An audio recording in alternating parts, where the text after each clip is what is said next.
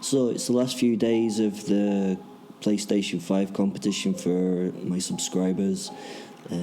If you subscribe before October the 20th, on the full moon, well, the day after, obviously, I will choose a subscriber at random and send them this magnificent PlayStation 5 that is still miraculously in the box. Okay, so please subscribe to this channel and you may win a PlayStation 5. Thank you. Let's carry on with the stories now. Bye.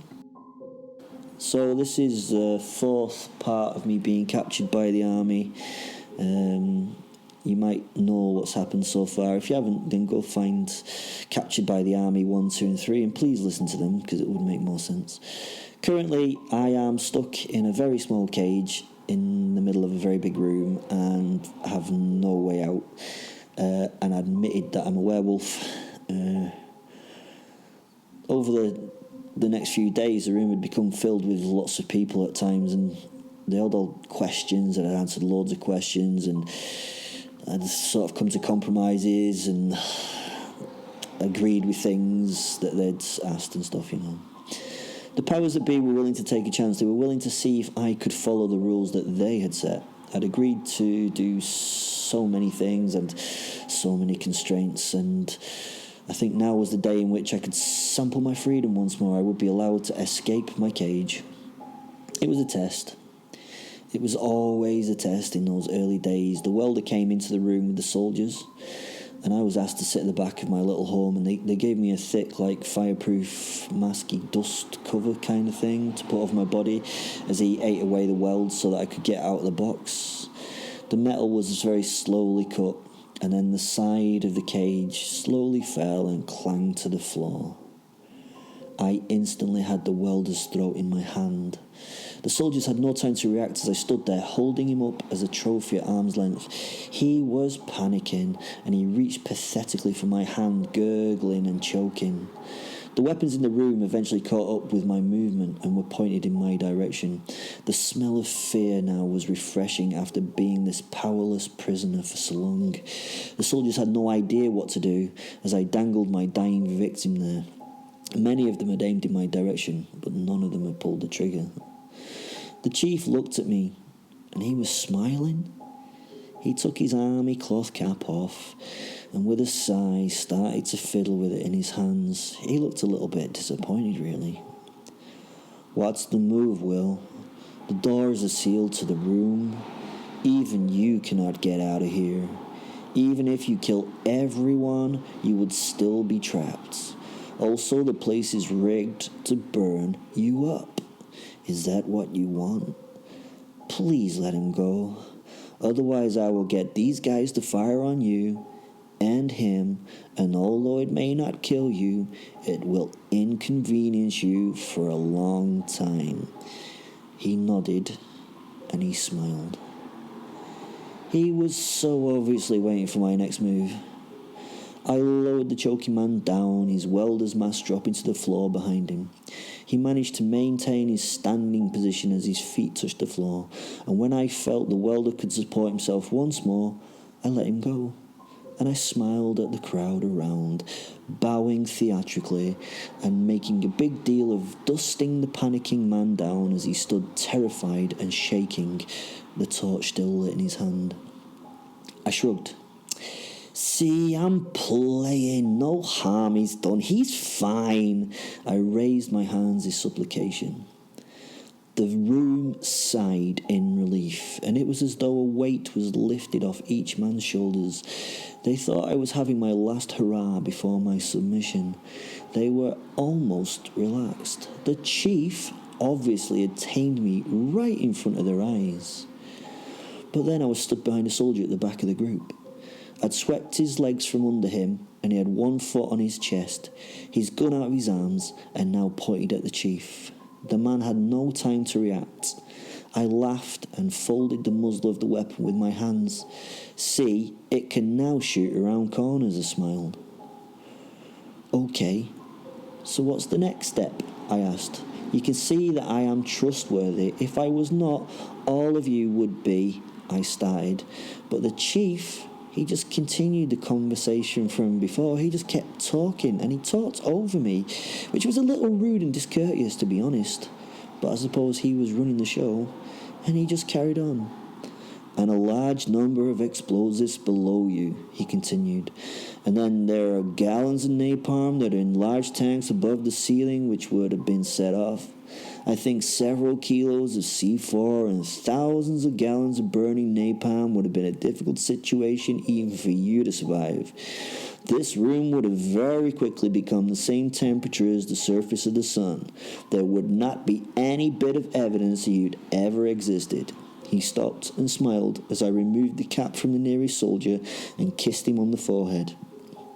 The poor soldier was perplexed and really had no idea on how to respond to this action, but I simply smiled and winked at him, mouthing, "You're next," unseen to anyone else.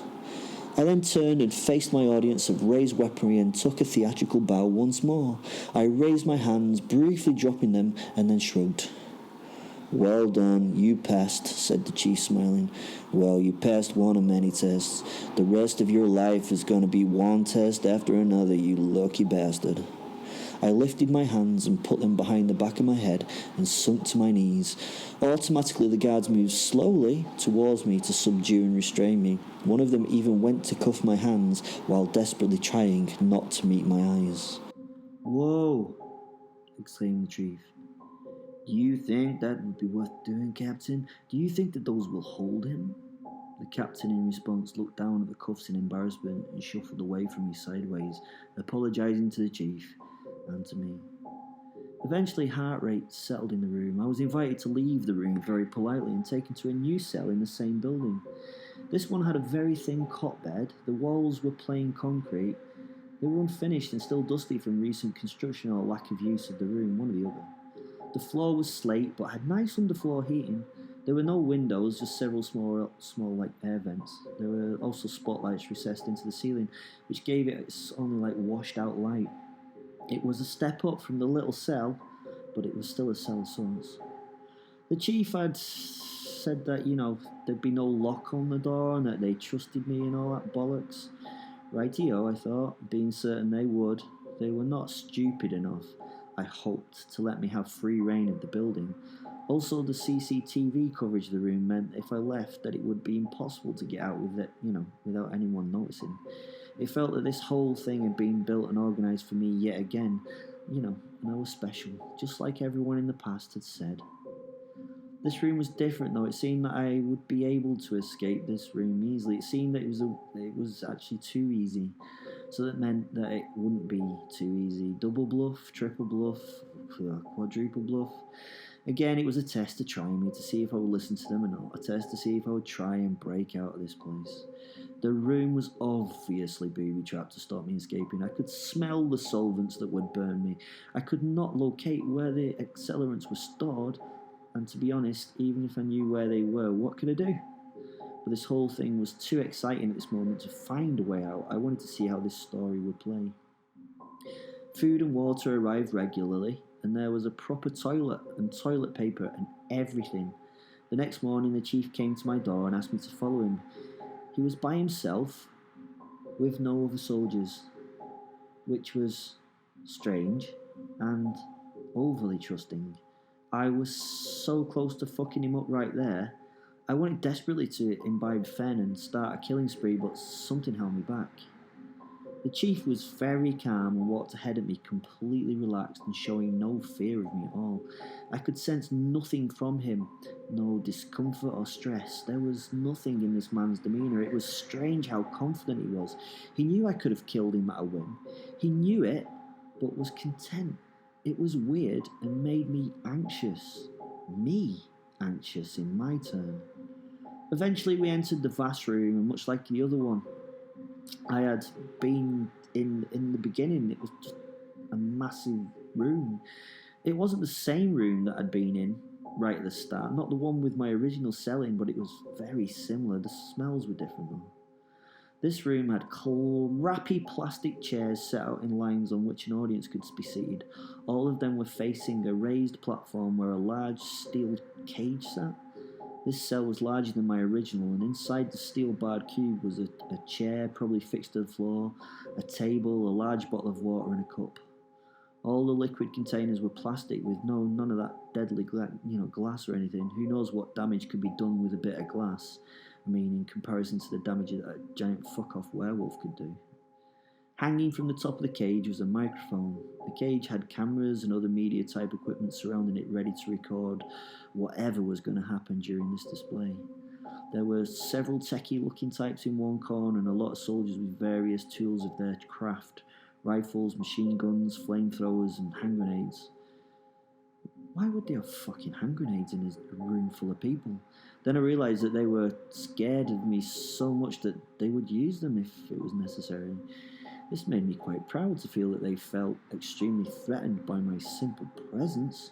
Smiling, the chief turned to me as he walked down the gap between the chairs, and as we got towards the cage, he opened his arms to the seam and said, "This is all for you, Will and Fenrir." As we arrived at the front now, he stepped to one side and motioned me towards the door of the cell. I nodded my head at his invitation and stepped up onto the platform, entered the cage and turned to sit in the steel chair. The chair that was most definitely bolted very solidly to the floor of the cage. The chief smiled his gratitude and reached forward as he clanged the door closed, locking it with a sweep of his hand over some screen thing. Must have been fingerprint recognition or some shit like that. I just needed his hand then, if I took his hand. He then pressed his finger to his ear and said, "All is safe as it is gonna be. Bring the big wigs in." The doors opened at the back of the room and some suits and uniforms walked in. There were a number of little groups consisting of senior figures surrounded by their respective entourages. It was somewhat amusing to watch the VIPs like ships surrounded by small busy flotillas of tugs directing them into their respective dry dock seating. There were 10 bigwigs in total, and they had worn plain army fatigues to hide their identities for some unknown and, to be honest, uncared for reason. Maybe it was not for my privilege, who knows. It was apparent that each party was trying its best to pretend that the others in the room did not exist, and that they were not comfy dressed like this. What with no ranks or insignia to display, their importance was not seen by the others that were with them. They took their time to sit in silence and, once ready, began to look at me. I mean, really look at me, as though seeing a person for the first time. Many different thoughts were going on in those heads. Some were incredulous, some were frightened, some were bored and uncaring. Most looked at me as though I was going to explode or something. Not necessarily scared, but they were nervous. The chief had his back to me and stood with his arms crossed. He nodded to a few of the people as they sat down, and they returned an acknowledgement of him. Once they'd got themselves comfy, the chief stepped forward and he was ready to address his audience. It was time for the show to begin, and that show was, well, it was me. Pure and unadulterated little me. "Hello, ladies and gentlemen. Today we are introducing you to this man." He paused in his silence, turned and pointed at me with a high level of dramatic effect. "This is Will the Beast. Yes, that's his real name. He, ladies and gentlemen, is a werewolf, an all-around evil son of a bitch." He turned to me. "No offense about the bitch part, Will. As you have read in the reports that have been sent to your respective offices, we managed to capture him just after we had committed an act of his own personal type of genocide on a small village in the Baltic regions. He may look like a kind and gentle fellow, but let me tell you that he is one of the most psychotic and brutal killers I have ever had the pleasure to meet. He is a cannibal and child killer, and has personally dispatched untold numbers of people into the next world with his own hands, or claws, or teeth, or whatever. So make no mistake, he is a consummate liar and a narcissist of the highest order. He is incredibly charismatic, and the most dangerous living thing to strike the Western world since smallpox, or even maybe Hitler. Please don't take him lightly. He has already remembered your face and your smell and whatever else his senses tell him, and will probably in the future want to kill you for his humiliation. I know he wants to kill me." At this point, he paused once more and turned to me and smiled. I nodded with him in agreement and with his last statement, and he nodded back and turned back with a smile to the audience. "In fact, ladies and gentlemen, please show him the utmost respect as a favour to me. I believe that he sits in that cage for no other reason than he's intrigued as to what is happening, and that if he wanted to break free, that he could do so very easily. although I'm not too sure about that, and maybe I'm giving the man far too much respect, much more respect than he is due. In the event of a breach, you have all agreed to the building being sealed and destroyed in a manner we think would be appropriate to destroy the threat, but I'm really hoping that that is not a necessary step to take. Again, he paused. We are assessing the chances that we can use him in operational situations. Here today, we are offering him open to question and discussion by your respected divisions. He is a very bright fellow and seems like he wishes to be compliant at this stage, so without further ado, I hand you over to Will. He turned to me and asked, You okay with this, Will? I am, I replied. This was really not how I thought this thing would go at all. The chief nodded to me and made his way down off the platform slowly and took his time. He dropped relieved into a seat near the front. He kept eye contact with me and nodded as though giving me approval or something, and I smiled and nodded back. A woman stood up out of her seat. She had short blonde hair and blue eyes. She was not classically good looking, but had something about her that stood out as attractive. She looked good in her uniform and would normally be on my list of things to do, to be honest. I turned to her and gave her a bright, toothy smile. Okay, we have all seen the pictures and read all these reports, she said, holding a folder and speaking in a South African accent. But I still find it difficult to believe that there are actual real werewolves in the world. Why should we, or why would we, have never seen them before? So can we get some proof, she asked. Yes, ma'am. There are werewolves. Well, at least this one. Where do you think those legends come from? I replied with a slight smirk. I thought you guys had captured aliens and all sorts of shit in your time. I've read the conspiracy theories expound these things. Are they not true? Well, can we have proof of what you are? She asked, a little irritated. She obviously was used to people complying with her wishes straight away. I sat and smiled and looked at her. Don't you believe your intel, ma'am? And then I smiled all coyly, batting my eyelids seductively-ish. I would love to believe the intel, Will, she said, checking her papers. I think all of us would like to see what an actual werewolf looks like. She smiled and paused, batting her eyelids right back at me. If that's what you really are, not just some mentally deranged psychopath with some fantasy syndrome. I would also like to see it in the flesh, as it were. Is that a thing you can do, or do we have to wait for the full moon or something? She turned to the other members of the audience, raising her hands. She was obviously getting very irritated now. Her body language was using exclamation marks. There were general noises of agreement from others in the room, and, about the need for proof. I would probably need to put up or shut up. I suppose I am like Taleb's black swan, an impossible outlier that cannot exist, although I am truly no black swan but the black dog. I suppose in this case, I will have to prove myself. Maybe I don't want to, though. Maybe, just maybe, fuck you. I smiled and folded my arms in a teen-like huff. She laughed. Well, it's your choice. She only had to fucking look at her folder again to check my name, bitch. Will. But then I will personally see to it that you will have a life that will be so short that it will not even be measurable in dog years. Your choice. And then she just sat down in a seat with her legs crossed. She meant it. I sat reflecting on my next move, gently tapping my foot and thinking whether or not I should reveal myself. Should I put myself through this humiliating exhibition? Would my posit even have anything to do with it? I looked at the posit and shrugged. This was a very embarrassing situation. I felt powerless and not in a spot where I could refuse and probably live. I would do what they asked, but I would remember this and those faces. I would keep my anger to one side for a future moment of vengeance. Many would suffer for this. Well, at least that was what I thought at the point. My ego had been bruised, and that is when a true beast gets dangerous. Physical injury was annoying, but putting a dent in my larger-than-life self-esteem meant war. The posit sat up from his prone position. He yawned and scratched an ear lazily with a hind leg. After some considerable time, he walked and padded his weary way to the front of the stage, where he came through the bars of the cell. He purposely took his time, and the gathered crowd were getting a little restless at my lack of movement. Eventually, my posit soul Fenrir sat down in front of my chair and looked into my eyes.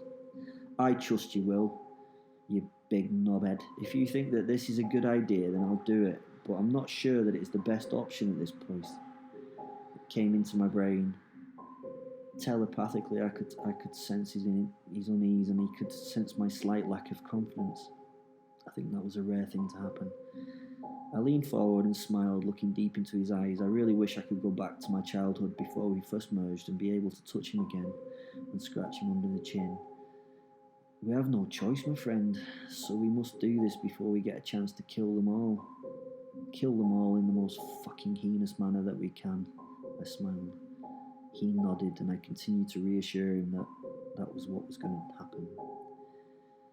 Can we do that thing that I suggested with the needles, the cactus and the ostrich egg? He asked. I sat and thought for a minute. Yes, then? I sent back slightly confused but in agreement.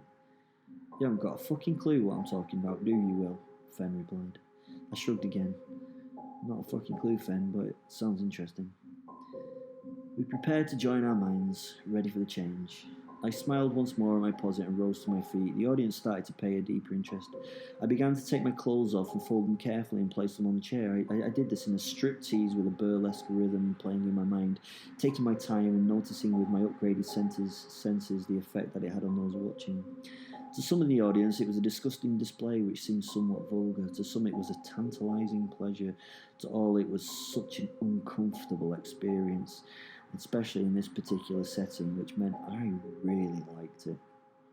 If humiliating me was enjoyable for them, then at least I could do was to make them feel a little uncomfortable in their skins. Once naked, I stood and faced the crowd, raising my hands as though I was on one of those sad and slightly bad magicians on a Sunday afternoon TV show. I stood there a little too long in silence, framing my flaccid but sizable penis with my hands. Oh, these people were becoming so uncomfortable in here. Ta-da! I shouted with some flourish and exuberance, breaking the silence and getting an audible gasp from several members of the group.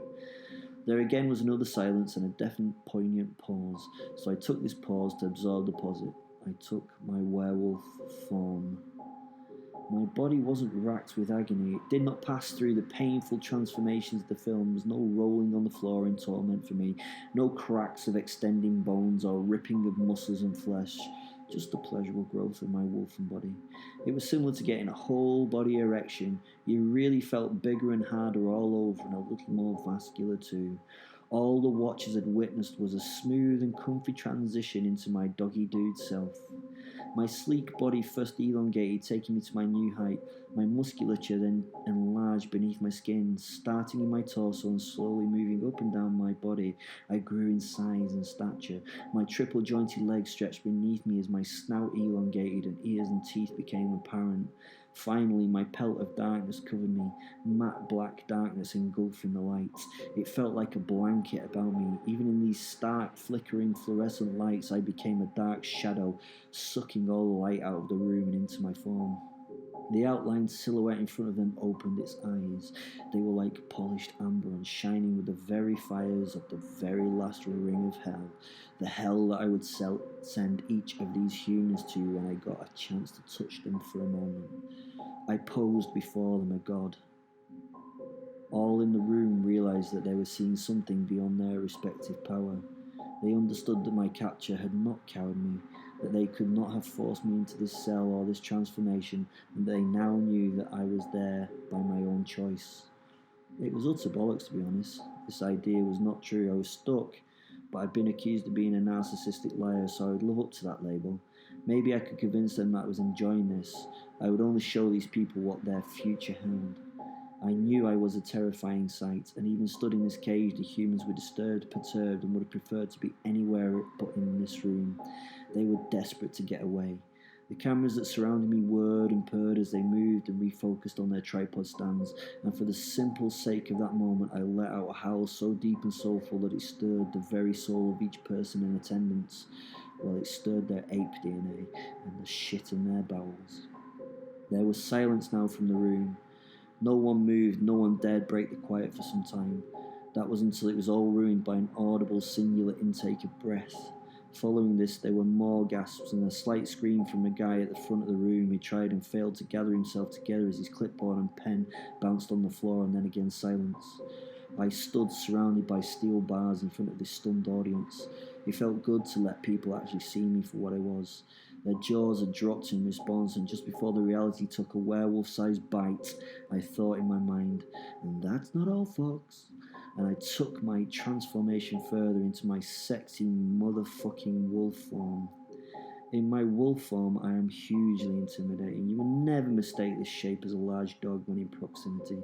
I stared through the bars with my new wolf-powered eyes at 40 or 50 faces as they tried to process what the fuck had just happened.